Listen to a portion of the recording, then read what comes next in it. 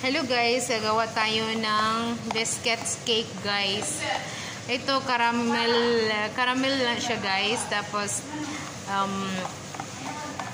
Nestle cream at saka whipping cream at saka gatas guys ang nimix ko dito. Tapos yan na biscuits guys. Lagyan mo yan lang siya ng ganyan sa ibabaw. Ganyan. Tapos guys, yung biscuits, ganyan. O diba, simple recipe lang siya guys. Ito ang pagkain namin sa snacks. O diba, ang dami naming biscuits.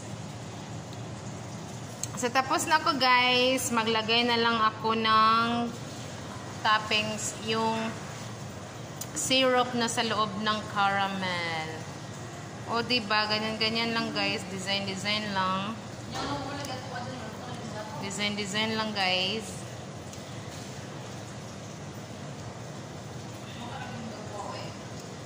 Kasi yan na natin tong dalawa, Joy. Yan. Thanks for watching.